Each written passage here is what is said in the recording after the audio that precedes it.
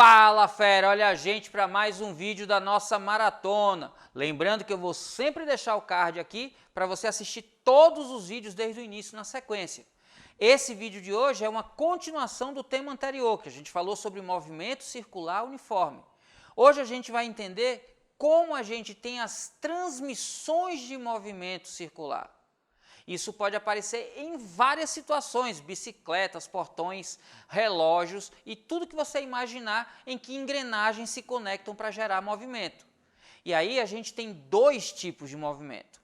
O movimento que é chamado de transmissão periférica, onde você tem um contato direto entre engrenagens ou engrenagens presas através de uma corrente, de uma correia ou de uma fita.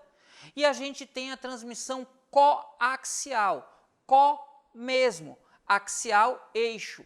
Então é quando você tem duas ou mais engrenagens ligadas por um eixo único. E qual a diferença nas duas situações? Muito cuidado agora. Quando a gente tem uma transmissão periférica, independente se por contato direto ou por transmissão de correia, fio ou fita, você tem que todos os pontos das periferias do disco e da fita têm mesma velocidade linear, V1 igual a V2. E por conta disso, atenção agora, a frequência de rotação é inversamente proporcional ao raio. Os discos menores precisam girar mais rapidamente para compensar seu tamanho. Então você fica aqui R1 vezes F1 é igual a R2 vezes F2. Quando a transmissão é coaxial, ou seja, por um mesmo eixo, muita atenção, todos os pontos do eixo e dos discos, do eixo e das engrenagens, giram com a mesma velocidade angular. Cuidado, mesma velocidade angular. E aí, quanto mais afastado é o ponto do eixo, maior a velocidade linear que esse ponto tem. Imagina a Terra, por exemplo. A Terra está girando em torno de um eixo e cada ponto do planeta tem uma distância a esse eixo de rotação. Quem está mais afastado do eixo, por exemplo, na linha do Equador, percorre uma linha maior durante o seu movimento, no mesmo tempo em que alguém está perto do polo. Logo, as linhas têm tamanhos diferentes, deslocamentos diferentes, mas tempos iguais. Quem percorre o maior deslocamento tem que estar com a velocidade linear maior. Simples assim. Se eu tenho transmissão coaxial, as velocidades angulares são iguais e a velocidade linear é proporcional ao raio. Se eu tenho uma transmissão de movimento periférica, as velocidades lineares são iguais e a frequência é inversamente proporcional ao raio. Se o disco é menor, gira mais rápido. Simples assim. Bora fazer agora umas questões? Mas já deixa o like porque esse vídeo merece. Você vai aprender física, eu garanto.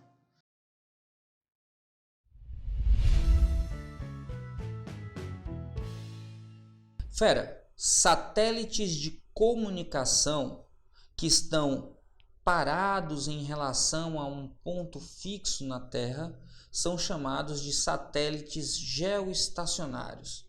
A grande vantagem desses satélites é que as antenas que estão na Terra podem ser apontadas diretamente para o espaço na região onde esse satélite se encontra. Então, isso facilita muito as transmissões e recepções dessas antenas. Ora, mas se ele está parado em relação à Terra, mas a Terra está girando em relação ao próprio eixo, está rotacionando, significa que enquanto um ponto na superfície estiver dando uma volta em torno do próprio eixo, o satélite está acompanhando e completando uma volta no mesmo intervalo de tempo. Ou seja, para que o satélite seja geoestacionário, é preciso que o período de translação desse satélite seja o mesmo período de rotação do planeta.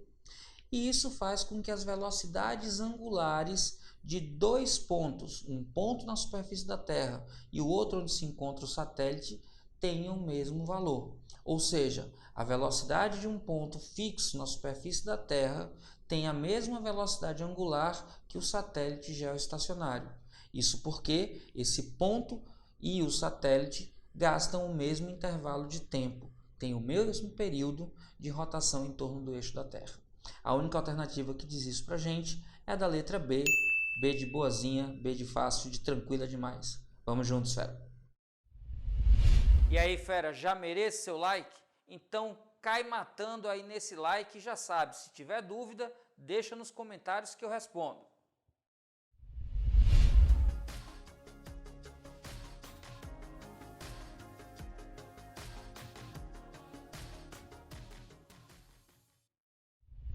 Questão interessante, fera, e que precisa que você faça uma reflexão antes de determinar o que ele está pedindo.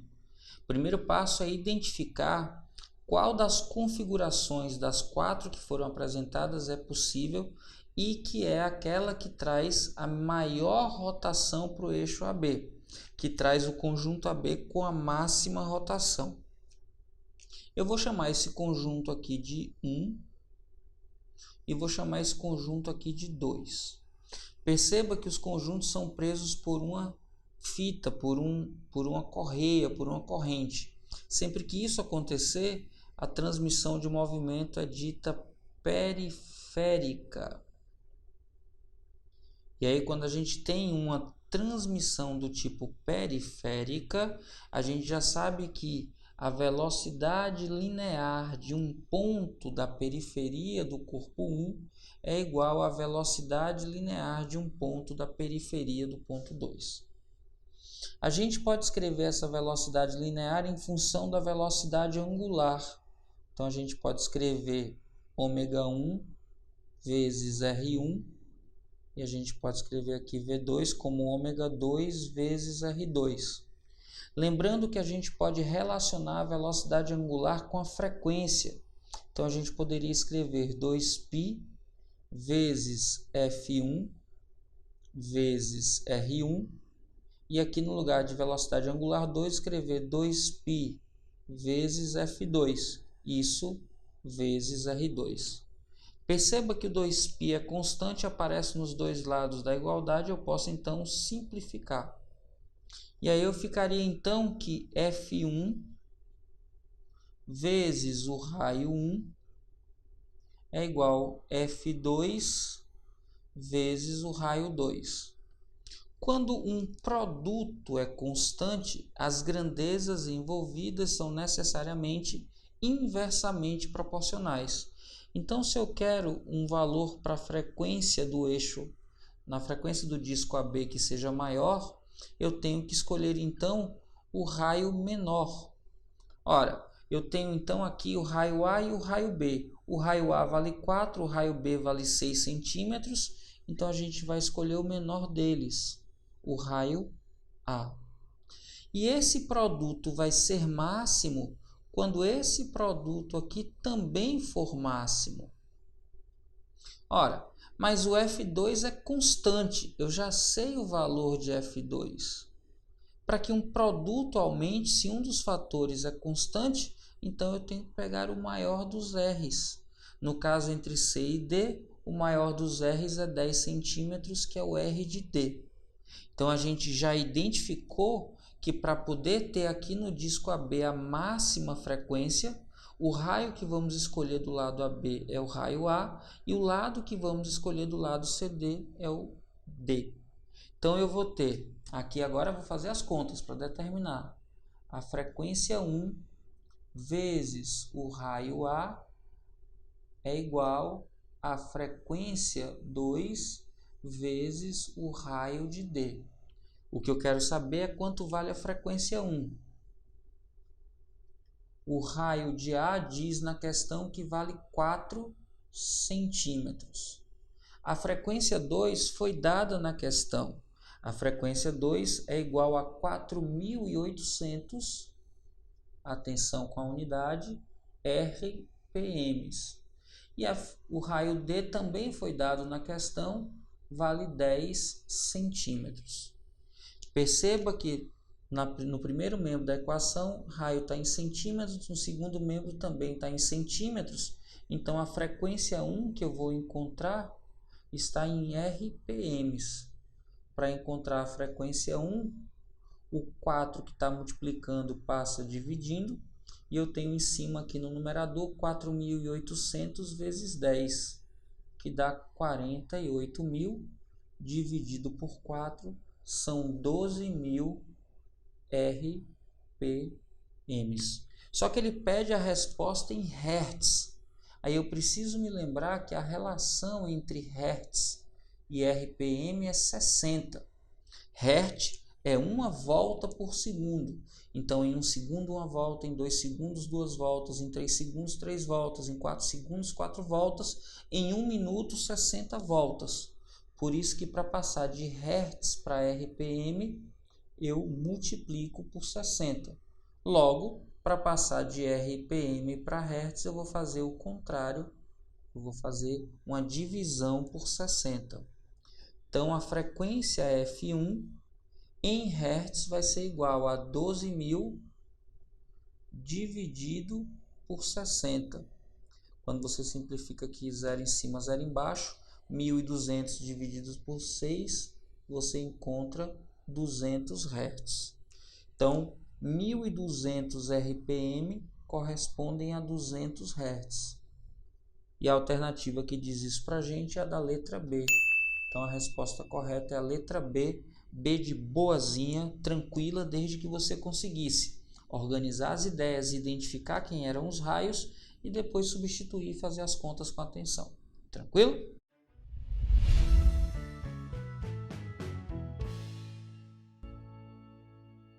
Fera, perceba que olhando para a figura, o cabo C está conectado no mesmo eixo que faz girar, atenção e cuidado com isso, que faz girar a corda.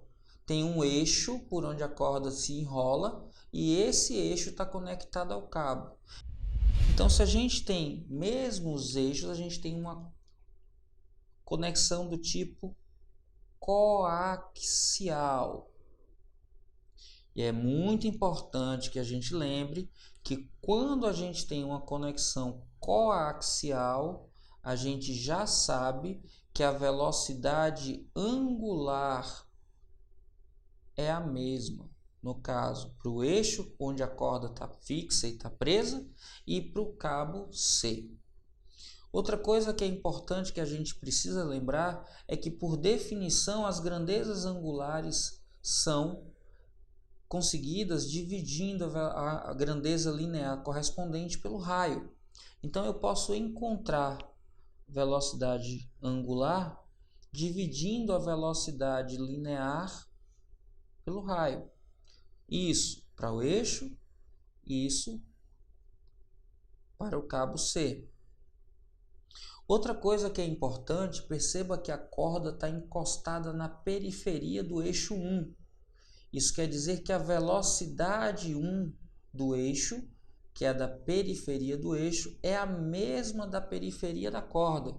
Sempre que a gente tem uma transmissão de movimento do tipo periférica, a gente precisa lembrar que os pontos da periferia têm mesmas velocidades lineares. Então, um ponto da corda vai ter a mesma velocidade de um ponto do eixo 1, onde ela está em contato. Juntando essas duas informações, eu posso então escrever o seguinte: a velocidade de um ponto da corda está para o raio do eixo 1, assim como a velocidade linear do cabo C está para o raio da trajetória do cabo C, que eu chamei aqui de trajetória 2. Na questão, a velocidade da corda foi dada. Velocidade da corda, velocidade linear, é deslocamento dividido por intervalo de tempo. A questão diz que percorre 9 metros em 30 segundos. Então, substituindo aqui, olha só, 9 metros em 30 segundos. Isso no raio que do disco, do eixo onde a corda está presa, é 15 centímetros. Estou escrevendo com as unidades para você ver a simplificação. A velocidade 2, que é o que eu estou procurando, deve estar em metros por segundo, ok. E o raio do cabo C, olha só aí a trajetória na figura, é 40 centímetros. Perceba que centímetro simplifica com centímetro e fica apenas agora metros por segundo. 40 está dividindo, vai passar multiplicando, 15 dividindo multiplica pelo inverso. Então, V2 vai ser igual a 40, que multiplica 9 sobre 30, vezes 1 sobre 15. 40 está dividindo, passa multiplicando, olha aqui. O 15 está dividindo a fração, repete a primeira, multiplica pelo inverso da segunda. Quando você fizer as contas, 40 vezes 9 dá 360. 30 vezes 15 dá 450. Você pode simplificar aqui os zeros. 36 dividido por 45, eu posso simplificar por 9. Aí fica 4 sobre 5, que é 0,8. A unidade é metros por segundo. E a alternativa que diz isso para a gente é a da letra D. D de detona, fera. Questão tranquila, mas que exigia atenção e cuidado para que você percebesse que o eixo onde está preso a corda e o cabo tem coaxialmente ligação, então por isso você tem velocidades angulares iguais. E a corda e o eixo têm transferência de movimento do tipo periférica, por isso a velocidade linear é que é igual. Alternativa correta, letra D.